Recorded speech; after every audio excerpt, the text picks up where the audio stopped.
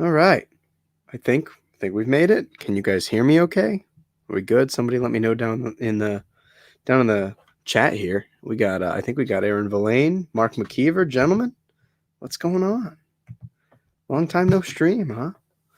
I figured this would be a really cool thing to unbox for you guys, and I don't really have the time to edit anything aside from the comic Chronicles of a Comic Book Creator, which is going to be coming out on Thursday, which is super cool. At which point in time, Jace, the comic source, will also be popping in via airplane so that we can go to Terrificon. So that'll be a lot of fun. So yeah, hopefully you guys, if you can, consider going to Terrificon. It's at the Mohegan Sun Casino and Resort in Augustville, Connecticut. So yeah, should be fun. My first one as a creator, at least. Let's see. Sorry, just going and exiting out all of the things that would possibly make noise. Let's see. All right. Let's see. We got Joe from Joe's Geek Show. What's going on, buddy? How are you? Can you guys hear me okay? Can I get a confirmation from somebody? Anybody?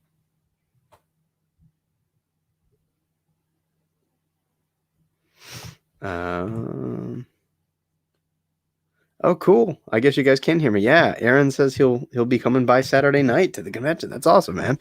Look forward to seeing you. It'll be a good time. Well, knowing that you guys can hear me now, I think it's time to open this bad boy up. I'm excited. This, I feel like, was a real sign of legitimacy for me. In terms of, I mean, in terms of being a comic book creator. So, let's see. By the way, if you haven't already, which you should have, link in the description below. Area 51, the Helix Project Issue 3 Kickstarter is live right now. And if you didn't get issues 1 and 2, very easily available, by the way, through said campaign. Ooh, and it comes with a convenient carrying thing. If you guys can't tell, I'm horrible at unboxings. But cool. So yeah, it comes with this cool little canvas carrying case. Just zips right up out the top. And then within that, oh shit, there's a sleeve inside of a sleeve inside of a thing. There's like another sleeve. Oh, well, that fell. Which I assume, yep, are the support beams that go in the back. So, what fun. So while we're here, the few of you that are here, any questions? Anything you guys want to chat about as I figure this thing out? What's going on? Okay. So, okay. That's how this works. So it just pulls up here. Oh, that's my name. Oh, now that's pretty nifty. Look at that, guys. This is a good start. Shit. Oh, man. Check that out. All right.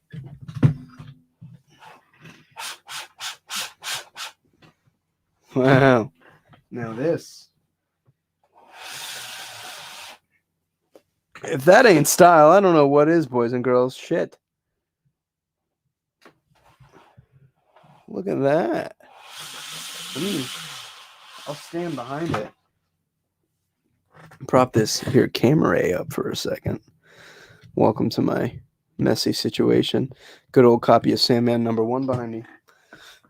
All right. So, let's see.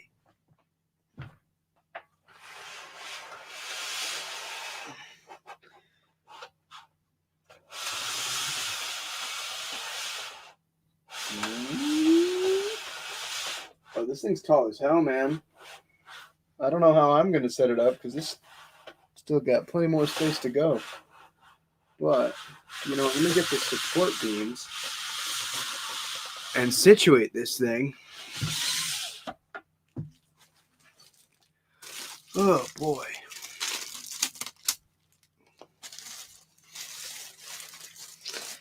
Now, one would think that I would read directions, but I haven't read the directions. So here we are. Another reminder for you guys, issue 3 of Area 51, the Helix Project, is live right now as we speak. Okay. And we got a lot of really cool rewards, per usual, always trying to keep the quality up. And make sure it's, you know, that you get your value's worth and then some. So, let's see.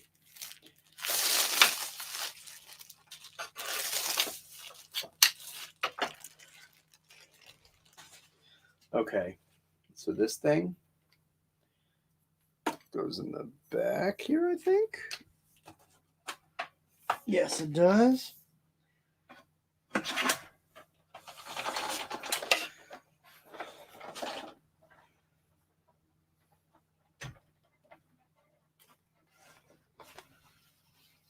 Oh, that's tall.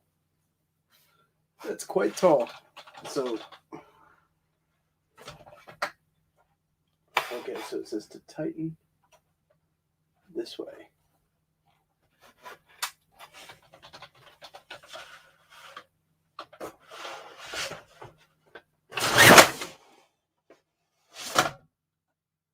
That wasn't supposed to happen. Here I am already creasing this thing. Jesus Christ.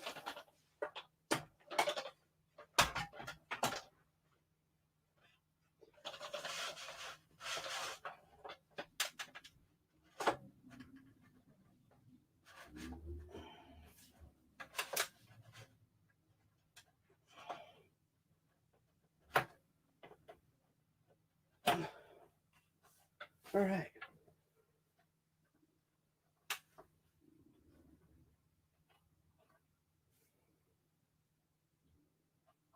I don't know. This thing's kind of creasing in the back, and I get the feeling that it's not supposed to do that. But here is basically what the bottom of it will look like.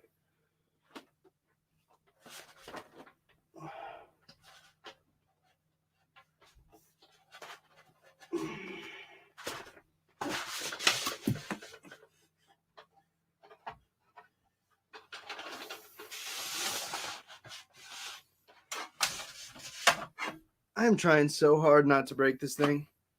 I think all it just wants to do is to break. So,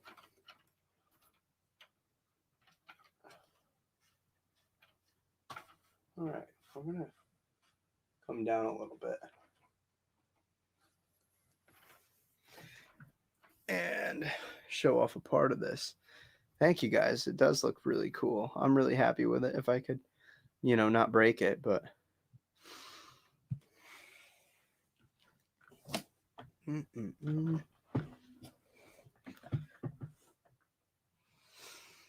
okay.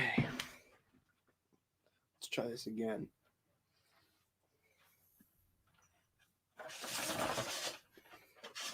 Put it at a good height where you guys can see it. Oh.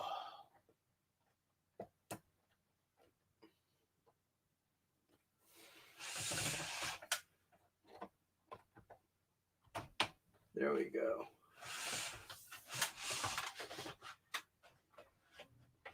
Actually, I should probably lower this if I want you guys to see it. Shit.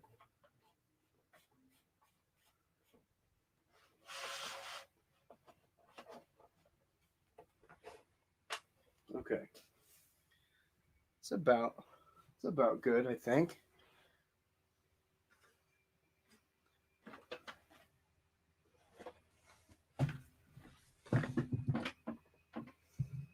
I think she looks pretty good. Sorry, that was a lot of awkward breaking of things that I just bought. Thanks, Kev. I will continue attempting to kick butt.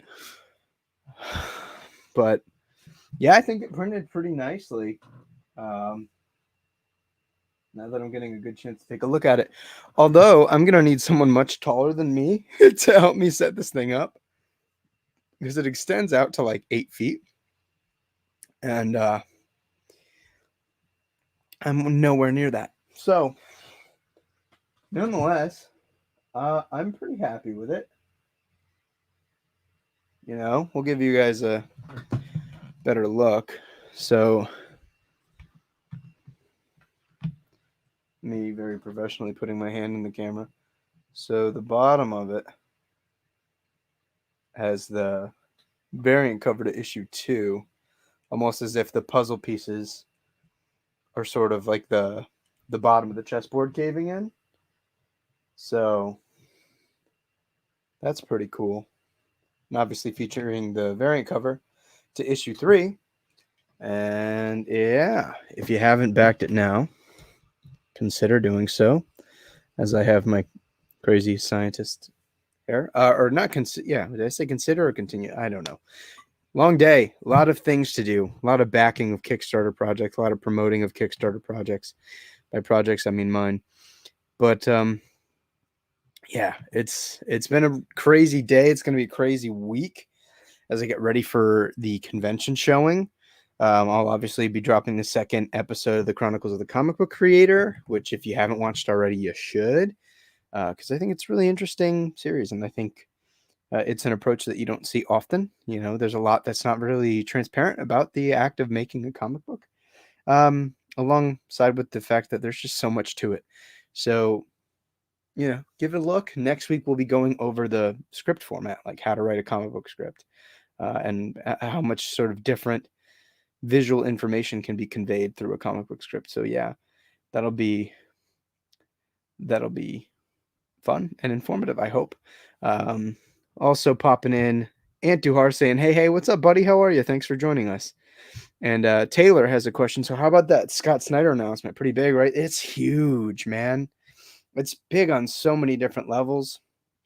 I mean, God, that is a wide slate of books. And it makes me wonder like what the release schedule is going to look like, what the quality is going to be, because he hasn't had a crazy high output pretty much since ever, really, but definitely since Metal.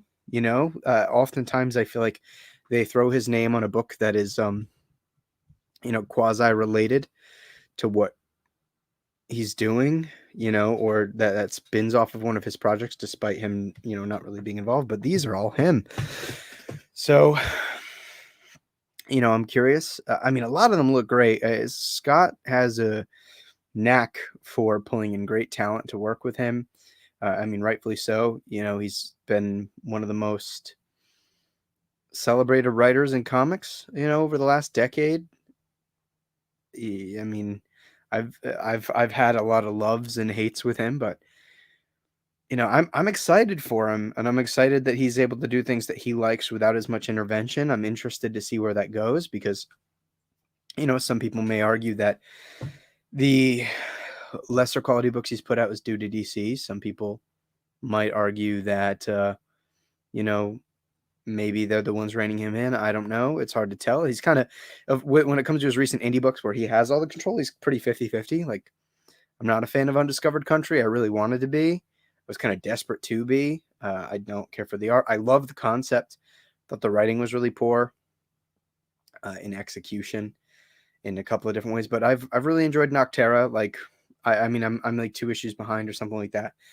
But it's been a great book. High energy with a lot of heart behind it. So I hope Snyder succeeds, and he's working with a lot of artists that I like. I'll probably give most of those books a chance, to be quite honest with you, if not all, but definitely most. And I hope he puts books out that are great and that do him well and that do right by the fans. And not to mention, like, now he's forming a relationship with Amazon, which could be really good for him and really good for the future of his properties beyond comics. So I'm interested to see what's happening, because they, like, in the the little video where they had made the announcement, they said that it said something like Scottober is coming, and it's like there's no way they're going to be releasing more than one of those in October. I assume maybe that's the start of the launch. Maybe, who knows? But unless there's something I'm missing, where there's specific information, feel free to let me know. And for those of you that don't really know what's going on, Scott Snyder had just announced that he partnered up with Comixology, which is an Amazon company, to release 9 big creator-owned comics books that he owns, with just a slew of really, really talented artists. And they're all very different. It's such a diverse rollout of content. He's got a futuristic sci-fi, he's got a western, he's got a romance book, he's got a horror-ish book. He's got a sort of campy 70s like sci-fi adventure book. What else has he got? I mean, there were a bunch of books. Just look up, Scott Snyder Hollywood Reporter. The article just came out today, but there's a lot. There's a lot of stuff coming down the pipeline for him, and that's great, man. Like, I haven't been into a thing he's written at DC for a long time. Noctera was the first project I've liked of his in a while, for more than one issue at least. And by a while, I mean probably the better part of 5-ish years. So, it's exciting. I'm really excited, as somebody who wants to like his work and somebody who, he was my favorite writer in comics when I first got into it. So, and deservedly so at the time he was putting out great work after great work. So I'm excited. What do you guys think, though? Did you hear about the news? Or are you just hearing about it now? It's going to be nuts. Taylor says that he thinks that the books do look interesting. Such a wide array of genres. It's going to be interesting to see how he handles sci-fi books, since I see him as a horror writer the most. I think it's just the thing that's so crazy to me is that it's so much variety in genre within like such a small, assumedly, frame of time. I mean, like almost every single book that he's announced is a different genre. So I don't know, man. Like, I actually think his sci-fi book with Francis Manapul looks like it's going to be one of the most interesting, at least from a visual perspective. So we'll see. And there were a couple names in there that I didn't see coming. Like the Tula Lote book I saw coming, Francis Manapul I saw coming, Jock I saw coming. I didn't see the Jamal Ingle book coming.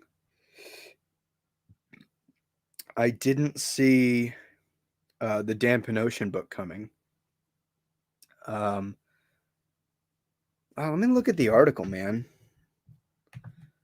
Scott Snyder, Hollywood Reporter. So it's 8 books, not 9. So let's see. So he's got a book with Tula Lote called The Barnstormers, which I think is the historical fiction / romance. Tula Lote saw coming. They've been talking about working together again since her one issue on All-Star Batman back at the beginning of DC Rebirth.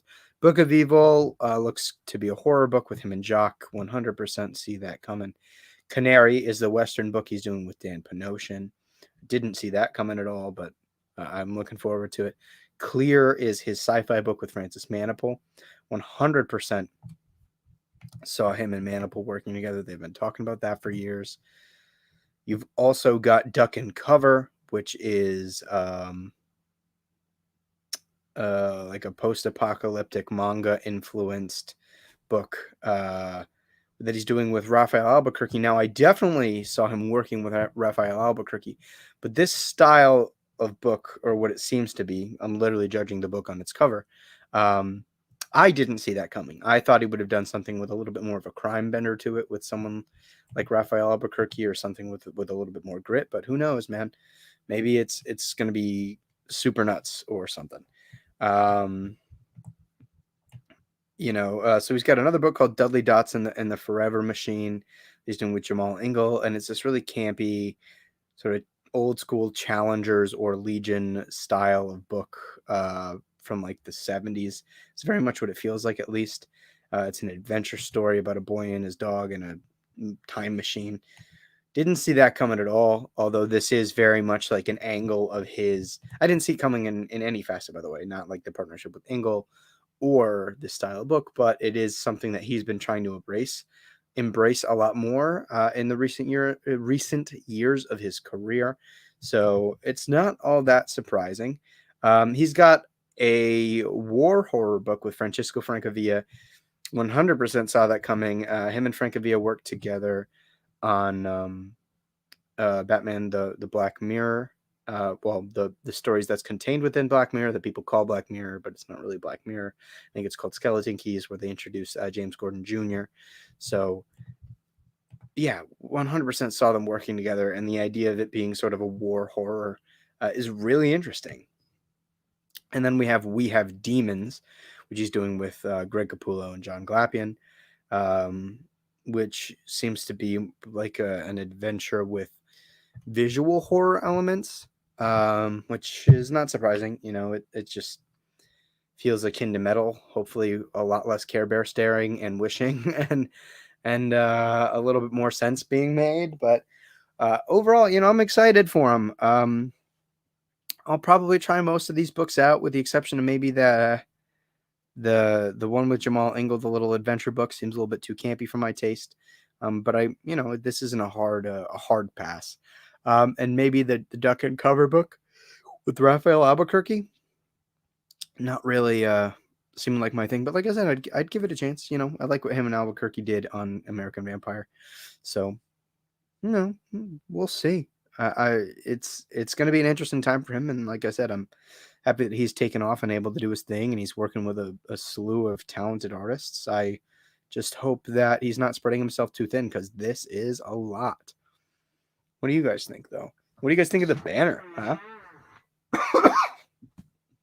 I'm pretty happy with it for the most part. It's just weird to see. It's weird to see my name up on one of these art banners. It's going to be weird having set up my table where I will have inevitably forgotten something that I needed.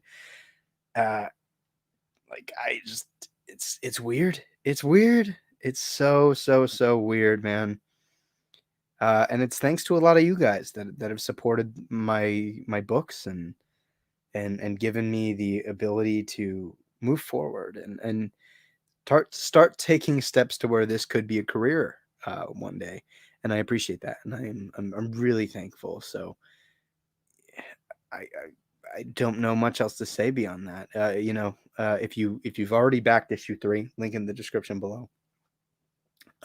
Thank you so much for giving me the chance to continue telling this story, to give me the chance to continue growing as a creator, become better, and to continue and to make better and better comics for you. And beyond this, to work with more creative people to, just do more. Let's see. So how many of these are going to become shows down the line? Like, it seems a very Mark Miller type of deal where he writes all these books so they can be adapted. I don't know if he's writing these books also that they can be adapted. I could see where you'd start to make that Mark Miller connection. But I mean, here's the thing: is that Amazon really only gets a first look. They're not committed to Amazon in terms of making these things a reality. I mean, sure, could they turn into stuff for streaming? They absolutely will. He's a big name in the industry. He owns these properties, and the streaming wars have become so desperate for material. I mean, you wouldn't have thought that comics would become such a fruitful place for adaptation based on like the sort of social standard of comics before the last 10 years. And now it controls media, really. I mean, television and film, obviously Marvel, but there's so much more on streaming and in film that people don't even realize are comic book adaptations. And they tend to do well. So I don't know. I really hope he's not pulling a Millar, because I doubt the integrity of Millar as a creator because of it, and I doubt the integrity of his work, mostly because I've read a lot of it, and you can tell he's trying really hard to kind of he's trying to accomplish the same thing with every book, which I think is inherently a mistake because you're writing different types of books and they should be doing different types of things. But if the singular goal is to get them adapted to Netflix, then why? Like, it comes down to that old conversation that Alan Moore used to produce about the adaptation of comics, in the sense that, like, certain things are made to be comics because they're made to be comics. It's just the medium that they belong best in. It's the media that they work the most well within. Not to be said that most things can't be adapted, because I think most things can. Um, a lot of things have, some to success, some not so much. So we'll see. Um, I'm sure you're gonna start to see some of this stuff. I actually, you know what? I guarantee you, a couple of these properties will the film rights will be licensed or bought in the next year. No doubt about it. I'd say at least half of them, if not more. So, and I think a part of it's going to be Scott Snyder's willingness to produce that many film products, because I'm sure he wants to be attached to most of these in some type of way. I mean, I think he's co-writing the Undiscovered Country movie that's already been optioned. Um, and I believe there's a Witches television show that he's also attached to. So we'll see. It's so hard to tell, you know. Um, Thank you so much, man. Yeah, I'm happy with the banner as well. What's been on my reading list lately? Reading. What is that? I've not had a lot of time between work and preparing for the Kickstarter, making continuing to make the comics, and preparing for the convention. But I've been doing a lot of rereading lately, just for study. Like, I've been rereading Bendis's Daredevil, which is like, oh, chef's kiss, man. Like, I wish Bendis could write like that. Um, and it for while I'm reading Bendis's Daredevil, it makes me forget how bad everything he's done in the last, like, 5+ years have been. Um, and it's funny because I can see how he got out of hand with the things that used to make his work likable, in terms of the way he wrote dialogue, and how he's just sort of, he it used to be nuanced. In Daredevil, you can see a lot of that sort of DNA, a lot of that backbone, but it's a lot more nuanced, and he's using it in a way that's shaped to the characters, rather than in present time he's shaping characters to his own Bendisisms and taking them off a cliff. So yeah, that's been a great read. Also, I'm reread David Mack's Daredevil that he wrote right before Bendis, and that's really underrated, I think. Um, what else have I been reading, man? I just caught up with Tom Taylor and Bruno Redondo's Nightwing, which is like the best superhero book on the stands. It's so good. If you're not reading Nightwing, you should be. Gets my seal of approval. I'm the guy that's had not too many kind things to say about DC in the last couple of years, but man, is it a great book. I mean, yeah, sometimes Tom Taylor leans into his sort of cutesy shit a little bit too much, but ultimately it's solid. There's a lot of heart and a lot of life and a lot of drama within the pages. And Bruno Redondo's art is insane. It's so good, so kinetic, so lifelike.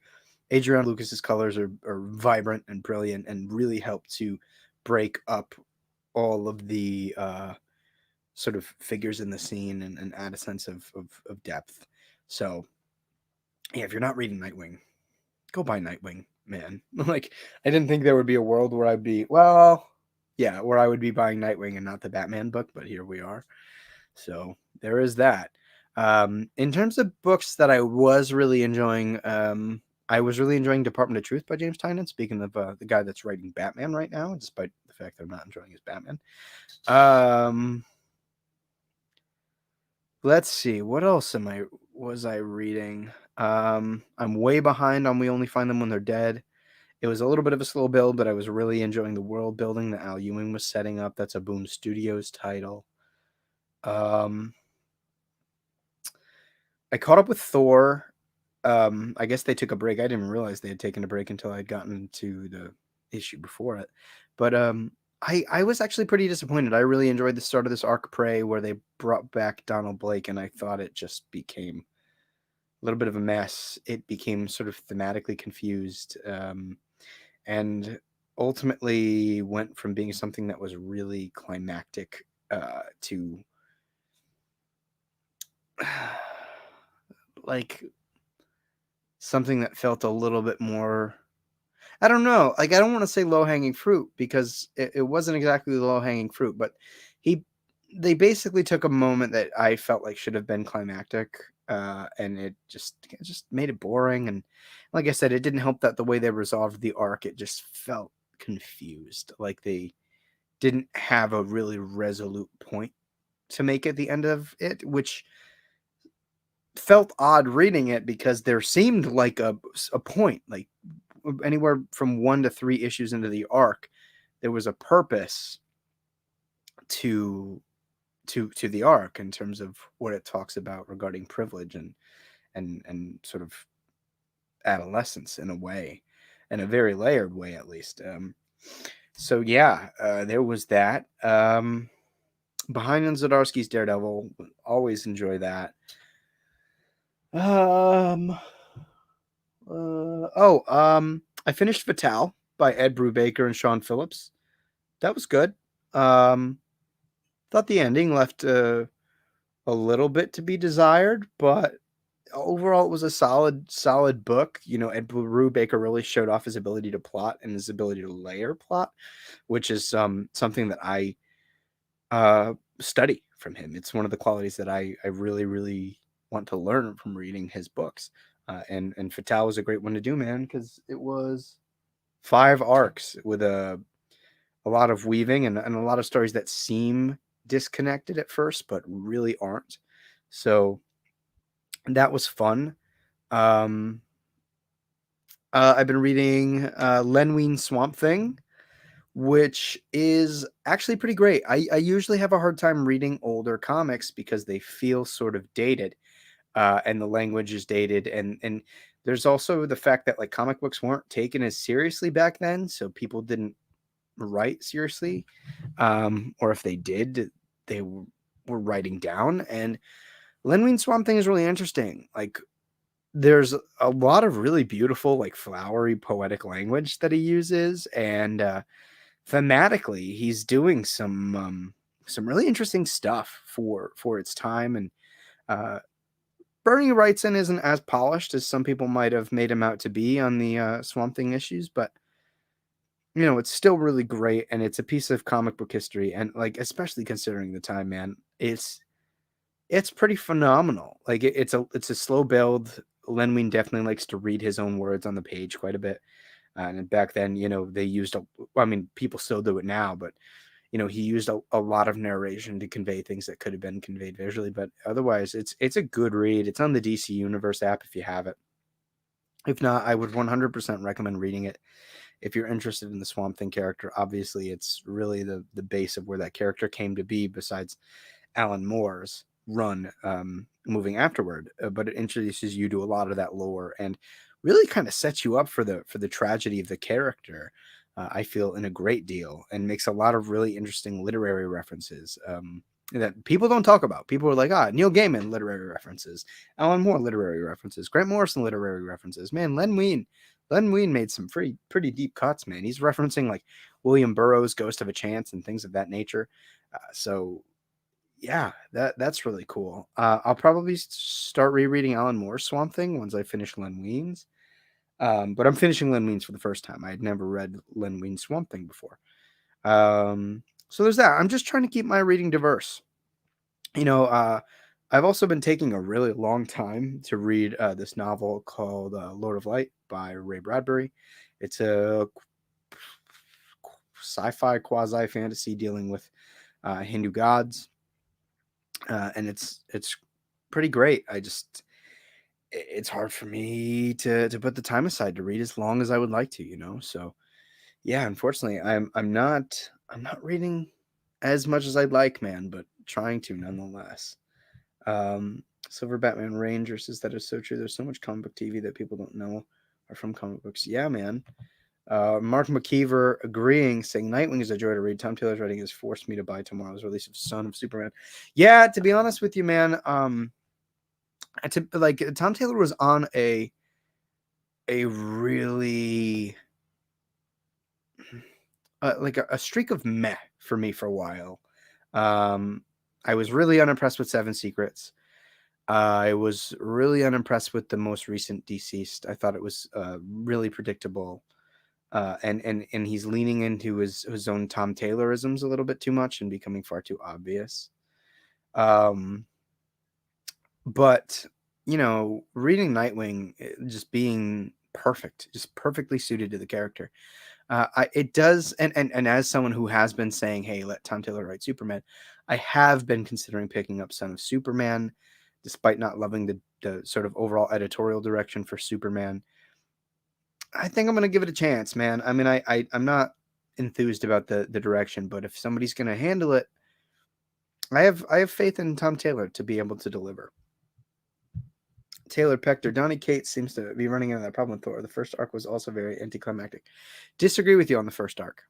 I do. I actually really, really enjoyed the first arc, and thought it was rather poetic. I think the big problem was the less that it was anticlimactic and more that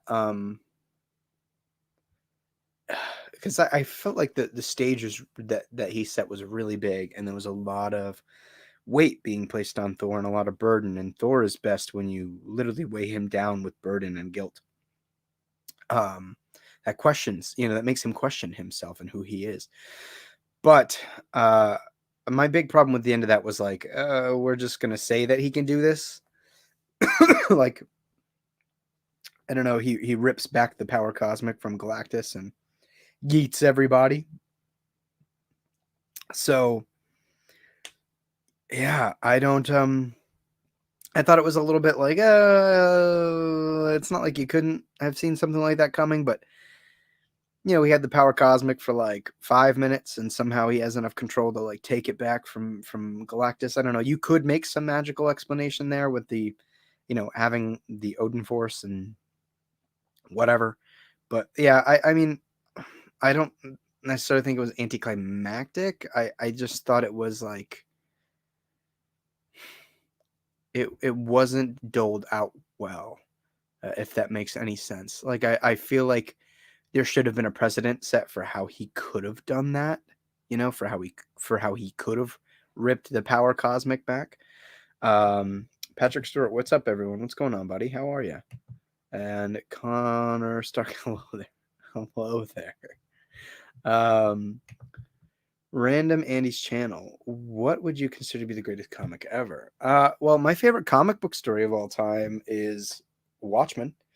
I'm definitely not alone in that, but and I know a lot of people are really tired of deconstructionism. I'm tired of a lot of people failing at deconstructionism. I think when it's done well, it's really great. But the problem is that the likes of Watchmen and Dark Knight Returns were so popular that everybody tried hard and failed very desperately to accomplish it. Therefore, we have a lot of really bad deconstruction.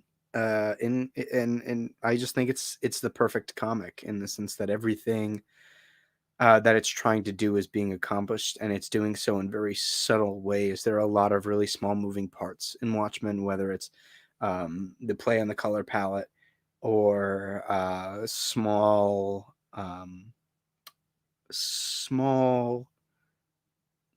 just small happenings in the background of the page, or expressionism, or I mean, Alan Moore is just the master of making a deliberate comic. That when he makes a comic, it comes out the exact way he wants it to, which is not something you can say for like anyone else, I don't think. And yeah, I mean, there are a bunch of reasons why I love Watchmen, but I think it just does the best job out of anything I think I've ever read at accomplishing what it sets out to do, and by making you question things, and by adding a layer of complexity to something, and a range of topics that people, or in a world that people thought was childish. I don't know. I mean, it's a masterclass in writing a comic book. So yeah. Sorry, I'm exhausted. Let's see. Patrick Stewart, I was a huge fan of the Death and Life of Superman back in the 90s. It's not my grind, brother. There's a lot of great comics in the 90s, and there was a lot of not so great comic in the 90s. It was a real mix. And I'm not overly fond of the Death of Superman, especially, that it came out of desperation. Um, and for a long time, because of things like that, it was really, really hard for me to access that character. And it wasn't the character's fault. Superman's fucking awesome. Like, Superman is such a great character. And as I get older, I find myself really, really desperate for great Superman stories. And he's just, people say he's hard to write, and I don't think he's hard to write. I think Superman's very simple to write, but I'm not going to say how to write him because I want to write him one day, and I don't want somebody to steal my pitch. But Superman is a great character, and I think that the idea of trying to make him edgy or fit him to a time doesn't make sense. I think time works around Superman. I think Superman is evergreen for the most part, um, and that taking him in new directions is possible, but it has to be.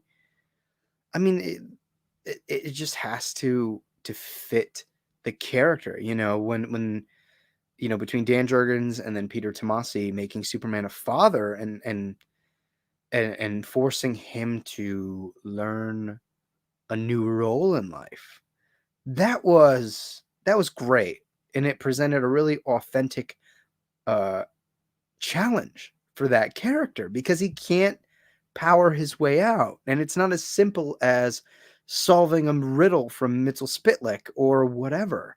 This is his son, and it's something he cares about. And it's something that could impact, the future of at least that universe, the Prime universe, right? Because he's basically setting out another one of him, and also knowing, that we've known for years that Batman has said, based on his studies of John Kent's biology, that he could be more powerful than Clark, therefore potentially a greater savior or greater threat.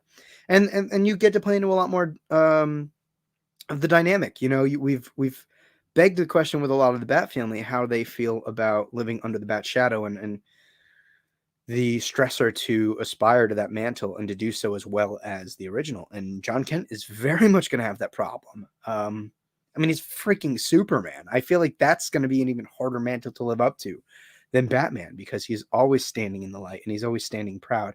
Whereas when Bruce makes a mistake, it's a little bit more shadowed and he's a little bit more of a mythological figure, despite whatever canon you want to play with him being somewhat public. So yeah, man, it's really great that you like it though, Patrick. Nothing wrong with that. It's not my Superman. My Superman is like Superman for all seasons. I think it's one of the most underrated Superman stories of all time. Obviously, All Star Superman.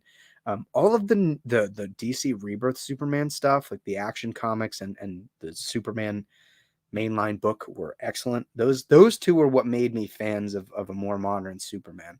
So if you haven't given those a look, man, I would definitely recommend it. Taylor Pecker said, I'd be more interested in Son of Kal-El if it had a different artist. I'm not a fan of John Timms. John Timms has he's a solid artist with a really great understanding of expressionism and a really great understanding of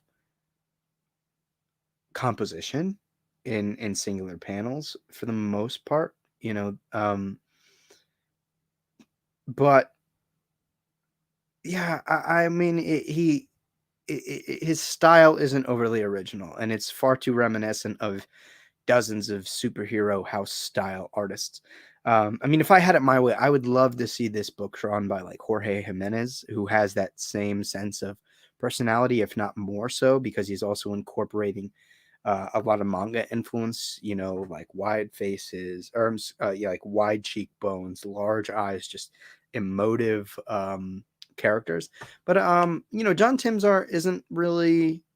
It's not gonna deter me from checking it out. If anything, it was actually, like I said earlier, the direction that we're going. Forcing John Kent into the Superman role, but also, like I said, I was sort of on a little bit of a low for Tom Taylor. He didn't write anything bad, but it's just kind of a streak of things that I wasn't in love with, which is just me being spoiled because Tom Taylor's written a lot of great stuff. Mark McKeever says, looking forward to Tom Taylor's Dark Ages for Marvel. Yeah, I also am actually quite looking forward to that because when you give him his space to do whatever he wants in a world where, the possibilities of the ramifications of the setting are quite grave. Yeah, I mean, he does a good job. Hopefully, it's not one of those things that's because it's going to be really successful. We know that. That goes so much to where he kind of loses steam in the way that I feel like he did with Deceased. The first series was solid. I didn't ever think it was incredible, but it was solid. The Deceased Unkillables I really didn't like at all. I have a lot of not good things to say about the art in particular, but the writing was also not very good. And then whatever the heck the second like proper DC series was, and that he reteamed with Trevor Hairsine, of which name I can't remember. It was kind of fine. He did this thing where he started off well. It was very Tom Taylor, very much, we're gonna juxtapose the dire setting of this world where you basically have DC zombies with heart and emotion. But there were moments where it felt like the emotion was forced. He was repeating a lot of the same tricks from issue to issue. You know, and then the plot became far too predictable. You could just kind of see everything coming if you think about Tom Taylor's basic plotting habits in terms of how he's trying to pull twists and how he's setting up twists, because I didn't think they were twists, but if you weren't that aware of Tom Taylor's tactics, then maybe it would have been a lot more satisfying. I don't know. It's just not me. Patrick Stewart says, great analysis of failures of deconstructionism producers. Feels like they tried to tap a successful trope unsuccessfully. FOMO, fear of missing out. Yeah, thank you, man. I appreciate that. I mean, I'm exhausted, so I feel like I'm certainly not at my most eloquent right now. But yeah, man, like I said, you got a lot of really, and it was really the introduction of deconstructionism in comics in the mid to late 80s, and they were doing it very well. Like I said, you get Dark Knight Returns and Watchmen, which is like on almost every comic book reader's top 10. They're certainly in mine. I'm not going to shy away from it. But everybody tried to copy them. And then, you get 90s Marvel, and then you get early 90s Image, and they're taking all of the wrong things out of those deconstructionist works. They took a sense of tone, despite the fact that they couldn't set up the tone well, but they took the sense of tone, they took the sense of atmosphere, they took the grit, and none of the substance. So it's also like a difficult thing to do. You look at cooking, and making deconstructed dishes the right way is 10 times harder than making them the regular way, and making them the regular way half the time is hard enough. So I think there were a lot of guys out there that couldn't even really make the regular dish and tried to deconstruct because it seemed hot and cool, and they just couldn't do it. Random Andy's channel, cool, thanks for answering. Also just sub, thank you, buddy. I hope you enjoy what we have coming. If you haven't watched it already, guys, like I said, Chronicles of the Comic Book Creator started last week. I'm gonna have another episode this week where I, as an up-and-coming comic book writer, editor, letterer, just kind of take you through the process, not necessarily step by step, but concept by concept. There will be some weeks where I'll bring you a little bit more intimately in on what I'm doing, take you behind the process, and whether it's creative on a writing front, whether it's the collaborative process, whether it's providing notes, giving editorial critiques, like we're going to get into pretty much all of that. And I'm going to try to be as vulnerable and open the curtains for people, because whether you want to create comics or whether you just want to read comics and enjoy them, I think that it's going to be informative nonetheless to sort of understand, at least in some fashion, how the sauce is made and make you appreciate it more at bare minimum. And at absolute best, maybe there are people who are in the position that I was in a couple months ago, or in the position that I'm in now when I'm further down the line, that have the same questions that I've had to learn the hard way, or that I've had to learn with maximum effort. So yeah, the first episode was on how how to take a story and make a comic, or how to take an idea and make a comic book. And it was sort of split up into two sections. How do you decide whether your idea is a story or just an idea? And how to decide whether your story is for comics, right? Because you want to pay attention to how the medium is going to best deliver the experience. So, and then this coming week, we'll be talking about the script, the comic book script. What type of information can be conveyed? What are the different types of scripting? And a little bit about how that'll translate to an artistic collaborator. So, yeah, tune in. Thank you guys. Mark McKeever says Alan Moore's Whatever Happened to the Man of Tomorrow is what got me into collecting, but Watchmen I just can't get into. HBO's miniseries was great, but the comic TP I might have to read again. It's not for everyone, Mark. Like it's really technically sound book, but it's heavy. And I try to make a difference between taste and making sort of technical comments about the craft. I happen to think Watchmen has both. It appeals to my taste, and it appeals to what I would consider well-made comic book.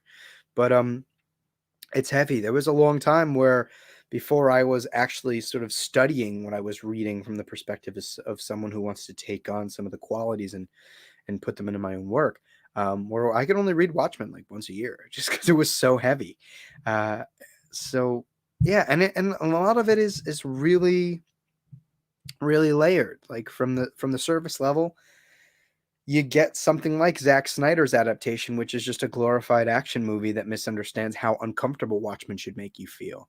Not to mention the fact that, like, when you actually read Watchmen, like, not all people want to read something and be uncomfortable.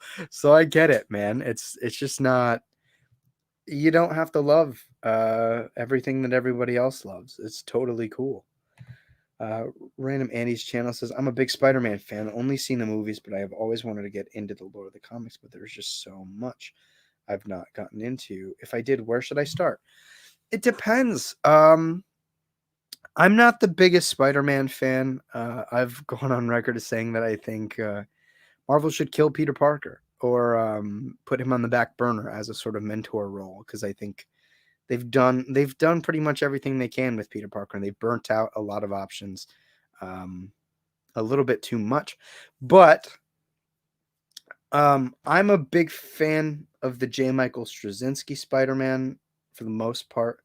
There's some stuff at the end where Marvel editorial really forces some hands. Although it does have an artist that I'm not totally in love with. He does have his own very outspoken fan base, John Romita Jr. But I love conceptually where J. Michael Straczynski takes Peter. He is one of the few to not shy away from the fact that Peter is an adult and he's beginning to mature, and there are going to be yes, like some of the old challenges remaining, but he's going to face an entirely new, different set of circumstances in his adult life than he was as a kid. And, what happens when the things that he has sort of learned to take hold of flip him upside down. So I would say look into J. Michael Straczynski's Spider-Man. I'm very fond of it. If you want to go in an entirely different route, I'm a big fan of Superior Spider-Man by Dan Slott. And there's been a slew of artists that worked on it, Humberto Ramos and Kevin Coley, whose first name I'm forgetting right now. But Superior Spider-Man is just basically a world where at the end of the Amazing Spider-Man story, before that, Doc Ock took his brain and swapped bodies with Peter Parker, and now he's in the body of Peter. Peter Parker dies in Doc Ock's body, but Doc Ock still maintains Peter Parker's conscience in a way. So he decides that he's going to become a superior Spider-Man to Peter, and it presents a whole new set of challenges that really juxtapose the two characters' mentalities and their approaches. And Doc Ock is still also not as pure as Peter. So it's a really fun run, and I really enjoyed it. It's one of my favorite Spider-Man stories I've ever read. But if you want to start out small, with one story that I think distills, some of what I like about Spider-Man, there's Spider-Man Blue, which is a retelling of sort of a reapproach to old Bronze Age Spider-Man when he was with Gwen Stacy, using particularly blue as a visual motif in the art to convey a sort of mellow somberness to what happened in the story. And I think it's really great. So I would check those out. So if you want traditional Spider-Man, but where they're allowing him to mature, J. Michael Straczynski's Spider-Man run. It's rather large. It gives you a lot of reading material. If you want something cool, different, fresh, innovative, superior Spider-Man, and then if you just want something really digestible that I think gets down to a very central quality that I like about Spider-Man, Spider-Man Blue. There's that. Hope you enjoy the reading, and let me know what you think of them, bud. Mark McKeever, I miss Rebirth Superman so much, and Super Sons. Yeah, man, I 100% feel ya. Patrick Stewart, y'all are way above my head on this discussion. No idea who these people are, but then again, I didn't grow with comics. Grew up with Adam West Batman and Christopher Reeve Superman. Nothing wrong with that, man. They're actually DC is actually is starting a new like basically Chris Reeve Superman book that takes place in the same universe as the films, written by a writer that I trust quite a lot, Robert Venditti. So if you're looking for an excuse to get back into comics, that might be a great one to go with. And I can vouch for the writer. I think he's quite talented. And there's a Batman 89 book that's also coming out that is co-written by the guy that wrote the screenplay to the original Batman 89 movie. So those might be worth it. Otherwise, dude, indie comics like Image, Boom, Dark Horse, been freaking killing it, dog. Like just a lot of really inventive storytelling that doesn't talk down to the reader and is just trying to use comics as a means to tell great genre stories. And I really appreciate that. And if you want something cool to read, man, check out my comic. There's a link in the description below to the Kickstarter. We're launching the 3rd issue for pre-order right now, where you can get the first 2 along with it. It'd be really appreciated. I've done my best to deliver a great product for relatively inexpensive. It's at my dollar too. Like I don't really make any profit off of these. I do them because I want to make them and I want to deliver something great. And hopefully, I am able to build a following. Excuse me. And order more units. So therefore my cost per unit goes down and I can maybe begin to make money that way. But the art that you see back here is actually from my book. So consider giving it a look. The Kickstarter will tell you a bunch of what you might want to or need to know about it in order to get into it. Taylor Pecker says, I also like the first DCs, but not Unkillables or Dead Planet. Dead Planet, that's what it was. I loved his Suicide Squad, though, and I am not huge into the Suicide Squad as a team. I did also enjoy his Suicide Squad. I forgot about that. I forgot that existed. That was really, really solid. And obviously reinforces like why him and Bruno Redondo are a great team together. Let's see. What's going to be the next Brubaker Phillips book you plan to read? Well, I'll probably read something before then. There's a 3rd book in the Reckless series, of which I have read the first 2 now, and I enjoyed. I'm not in love with it. I'm not in love with the series, but I enjoy them. This isn't. It's good. I think there's something about the Brubaker really likes to employ the use of like the stoic hero, where you don't have a heck of a lot of access into their emotionality. And there's a very good reason, as to why the protagonist in these books, Ethan Reckless, is like that. It's just hard for me to tap in because they're very plot driven narratives, and I prefer character driven narratives. But I've enjoyed them. I've certainly enjoyed them. The next Brubaker Phillips book probably be the Fade Out. I got I think this is the whole thing in New York a couple months ago for a really good price. So I'll probably give that a go. Let me know what you think, and whether or not you think this is worth diving into next. Let's see. Antuhar says, agreed on Peter Parker retiring, and JMS's run is the best Spidey run to this day in the last 20 years. Good, man. Ant knows a lot more about Spider-Man than I do. So if you're going to take anybody's word for it, I guess it should be his. Connor Stark says, whoa, that's awesome. Tim Burton's Batman films are the favorite thus far, so I'll definitely be picking that one up. Yeah, the art looks really great. I mean, the covers are stunning. They seriously look great. I'm not super big into them, into the sort of movie-related comic books, mostly because I don't even have time to read like the stuff that I'm in love with that's on the stands. But let me know what you think, dude. If you end up liking them, shoot me a message on social media or whatever. The links are in the description below to all that. Let's see. Patrick Stewart will probably be checking out your comics, man. I appreciate that. Thank you so much. I would be so grateful. And if you know anybody that also likes comics, if you share the link, like I said, it's in the description below to the Kickstarter. That would be such a big help. And if you want to tag me in those posts where you share it with people, I'd love to just show my thanks to you. All my social media is also down there. I would really appreciate it. It's a book that means a lot to me, and it's a book that, I've taken the time to find a really, really great team of international talent to work with, who have most of them have been working in comics as long as I've been alive, and have been helping me grow so much as a comic book writer, and as a writer in general, as a storyteller. So, thank you. I appreciate your time. I appreciate your consideration, and I hope you will give it a look, because we're doing real well so far, thanks to a bunch of you guys. The Kickstarter is currently, let's see, at $2,248, and we've been live for almost exactly 12 hours. So we are about $4,000 away from our end goal, which we need in order to get any of that money. Kickstarter is one of those things where you need to hit the goal in order to get any of it. And all of that basically go towards production. And because I've basically paid for most everything already, it just pays me back so that I have money to go on to the next thing, to the next issue of the book. So thank you, man. I hope you consider giving it a look. Taylor says the fade out is great. One of my favorites of his. That's awesome. I'm really excited. The cover looks really gripping. I haven't taken the time to read any summaries. I'm probably just going to go in cold when I do. So that'll probably be after I reread Alan Moore's Swamp Thing. I think that'll be it. And another book that's really good that's coming out right now is The Many Deaths of Layla Starr, because the guy that's writing Swamp Thing is writing that. Ram V, really great book, beautiful art.